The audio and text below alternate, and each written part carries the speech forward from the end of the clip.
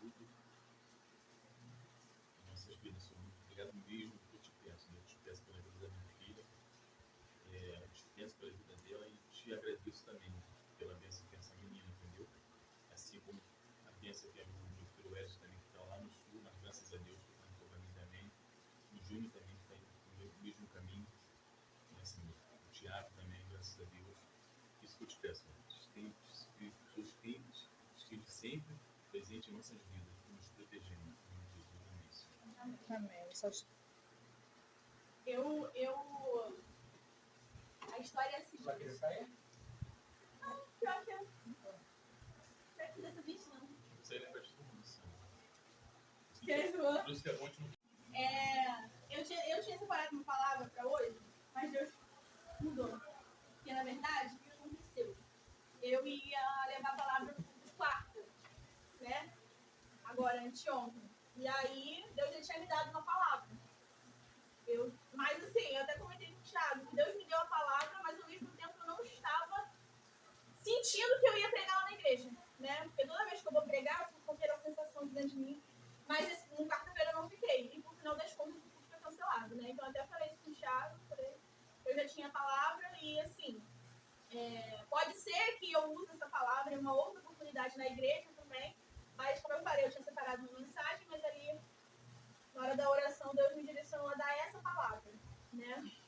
E dessa vez eu creio que eu vou ser um pouco mais rápido. E eu vou ler lá em 2 Reis, no capítulo 2, versículo 19.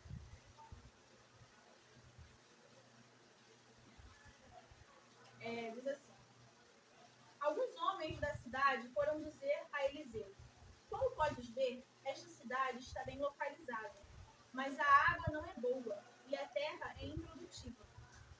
E disse ele: ponham sal numa tigela nova e tragam-na para mim. Quando a levaram, ele foi à nascente. Mãe? Calma aí, volta ali. Volta do lado disso. Vamos lá, de novo. Alguns homens da cidade foram dizer a Eliseu: como podes ver, esta cidade está bem localizada, mas a água não é boa e a terra é improdutiva. E disse ele: ponham sal numa tigela nova e tragam-na para mim. Quando a levaram, ele foi à nascente, jogou o sal ali e disse: assim diz o Senhor: purifiquei esta água. Não causará mais mortes, nem deixará a terra improdutiva. E até hoje a água permanece pura, conforme a palavra de Eliseu. Vamos lá. Deixa eu só contextualizar vocês aqui, né? Eliseu foi um profeta que sucedeu, ele veio depois de Elias, né? Então, Elias foi um profeta, um dos maiores profetas do Antigo Testamento. E quando Elias sobe, antes dele subir, Deus ele fala, dá uma ordem para que Elias ungisse Eliseu, para ser profeta no lugar dele. Então, Elias sobe e Eliseu fica aqui para continuar o trabalho, né, de profeta na terra. E aqui, nessa hora, essa passagem, ela acontece justamente quando, logo depois de Elias subir, né? E as pessoas começaram a procurar por Elias, mesmo Eliseu falando que não precisava procurar porque ele estava no céu, né? Estava no céu não, né? Já estava na glória, né? E aí, ele está lá em Jericó. E aí, começa aqui esse versículo 19, dizendo que os homens da cidade chegaram até Eliseu para questionar que ali era uma cidade boa, né? Ali era um local bom, mas que a água daquele local, ela era uma água contaminada. E por ser uma água contaminada, ela contaminava tudo, né? Inclusive a terra, deixava a terra improdutiva. E aí vai dizer que Deus direciona Deus direciona Eliseu para fazer um ato profético. E aí vai dizer que Eliseu pede um pouco de sal e vai até a nascente do rio. E lá ele joga esse sal. E a partir desse momento, ele diz que aquela água está purificada e que não causará mais mortes, nem deixará essa terra improdutiva. E na Bíblia, o sal, ele sempre tem essa função, né, de purificar, de preservar, de realçar o sabor. Desde lá do início, quando o povo estava no deserto, que Deus deu a lei para o povo, as leis cerimoniais, o sal, ele era usado para purificar a oferta para Deus, né? Então Deus ele sempre mandou botar sal. E o sal também ele era um símbolo de aliança. E aí, quando nós vamos para o Novo Testamento, nós vemos que Jesus ele também tem essa característica. Porque ele diz que nós somos o sal da terra, né? E ao mesmo tempo, se nós somos o sal da terra, significa que o próprio Jesus também teve essa representação de ser o sal da terra.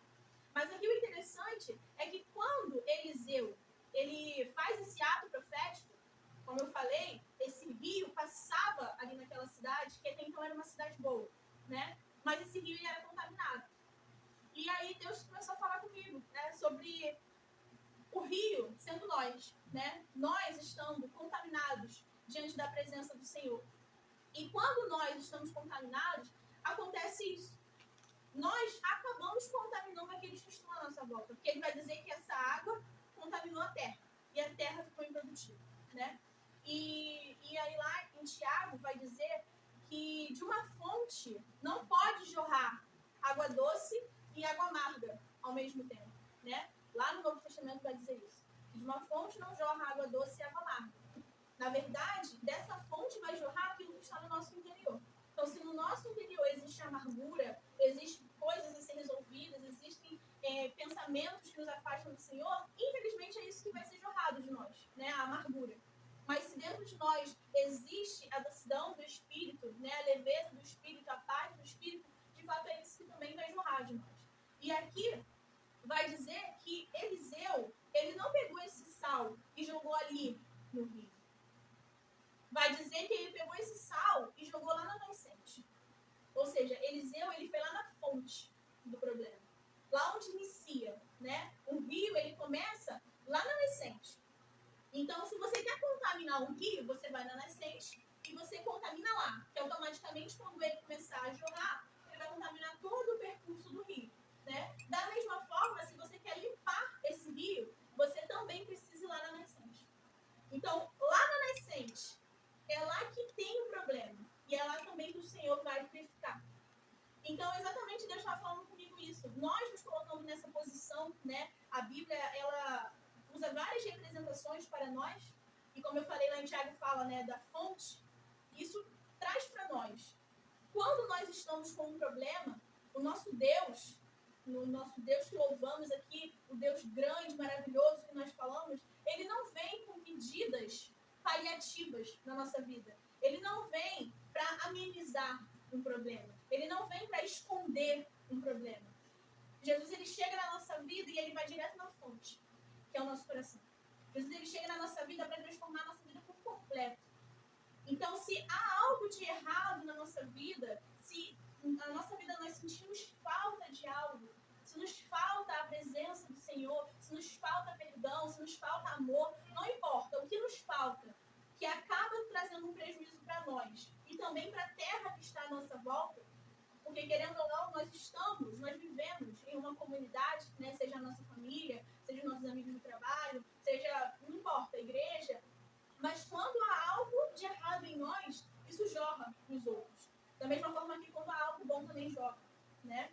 Então, mas Jesus ele veio, e ele não vem com medidas pequenas. Ele não vem com coisas somente para, não, eu vou dar um jeitinho. Jesus ele não vem para dar um jeito. Eliseu poderia ter chegado ali e ter falado, não, a água que você quer, você pega e você filtra essa água, mas o problema continuaria ali. Ou então ele poderia falar, não, tá vendo essa fonte aqui? Essa fonte já não tem mais jeito, usa outra. Mas Jesus não faz isso. Jesus ele olha para cada um de nós e ele vê que há uma solução. Da mesma forma que Eliseu olhou para aquele rio e viu uma solução para purificar aquele rio, a mesma coisa acontece conosco. Jesus ele olha para nós e ele vê, não, ainda há salvação, ainda há uma forma dele ser purificado, dele ser transformado. E mais uma vez eu repito, Jesus ele veio e quando ele chega nas nossas vidas, ele vai até a fonte.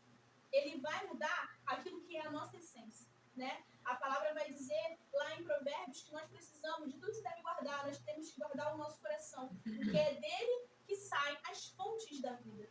Então o nosso coração precisa estar guardado para o Senhor. E quando Jesus ele vem, ele purifica tudo. Da mesma forma que Eliseu colocou o sal para purificar aquele rio, Jesus ele vem, ele entra na nossa vida e ele purifica a nossa vida. Né? E o interessante é que a palavra vai sempre dizer que aquilo que Jesus ele faz por nós, ele quer que também façamos pelos outros. Né? Então, quando Jesus ele nos chama de sal da terra e luz para o mundo, ele diz, a salvação chegou até Então leve essa salvação. Se um dia o sal chegou até você, esse sal que purifica, esse sal que nos tira o pecado, né? Esse sal que conserva o nosso coração íntegro diante do Senhor, ele chegou na nossa vida e transformou a nossa fonte. E agora nós conseguimos, a palavra vai dizer, né, em João, o próprio Jesus vai dizer que é aquele que o conhece, né, que bebe da água que ele dá, em seu interior virão rios, né, de águas vivas. Olha a fonte aí, olha a água, olha o rio. E agora esse rio, claramente não é um rio literal que sai de nós, né? Mas é a palavra do Senhor, a água que dá vida, as águas vivas que vão alcançar outras pessoas. E automaticamente, quando sai de nós algo bom, a terra ao nosso redor se torna produtiva. Porque uma terra próxima a um rio contaminado, essa terra é contaminada. Mas uma terra próxima a um rio saudável, um rio que tem vida, essa terra também vai ter vida. Né? E a terra, na Bíblia, também é uma representação das nossas vidas. A palavra vai dizer que existem vários tipos de terra. Então, nós somos comparados com água, nós somos comparados com terra, somos comparados com árvores. São várias analogias para que a gente entenda a nossa posição e aquilo que Jesus ele veio. E em todas essas comparações, Jesus ele vem como aquele que nos limpa, que nos purifica, que nos restaura. Né? Porque, graças a Deus, nós temos um Deus misericordioso que olha para nós e não vê pessoas descartáveis. Ele vê pessoas que têm chance de ser restauradas. Assim como Eliseu olhou para aquele rio, né, e as próprias pessoas falaram, olha, essa cidade era bem localizada, mas tem um problema nesse rio. Esse rio está contaminado. Né? Então Eliseu poderia, como eu falei, Eliseu poderia ter dado várias outras possibilidades, como a inutilidade daquele rio. Então não usa mais o rio. Se o rio está contaminado, não usa o rio. Para que esse rio vai servir? Mas ele faz um ato que reflete aquilo que Jesus ele veio fazer. Né? Eliseu pega um sal e purifica aquele rio, transforma aquele rio, dá vida mais uma vez àquele rio. Né? E é isso que o Senhor ele veio para fazer por nós. Dar vida no nosso coração, restaurar tudo aquilo que estava morto, tudo aquilo que nós sentimos, né, de peso, do fardo. Porque quando nós estamos longe do Senhor, existe um fardo. Né? Mas quando nós vamos para perto do Senhor, o Senhor ele tira esse fardo e dá um outro que nós conseguimos carregar, né? E aí é somente o fardo do caminhar com Jesus. Mas enfim, eu falei, minha mensagem hoje vai ser mais curta, né? E eu termino dizendo isso. O Senhor ele nunca desiste de nós. O Senhor ele sempre tem uma segunda chance. Se a gente se compara com coisas que não tem mais jeito, o Senhor ele vem para purificar a fonte. Né? Ele vem para transformar de dentro para fora. Então, como eu falei, ele não vai olhar o meio. Ele não vai olhar as nossas ações. Ele vai olhar aquilo que nós podemos fazer a partir do momento que ele entra. Então, quando Eliseu purificou aquele rio agora serviu de vida para aquelas pessoas.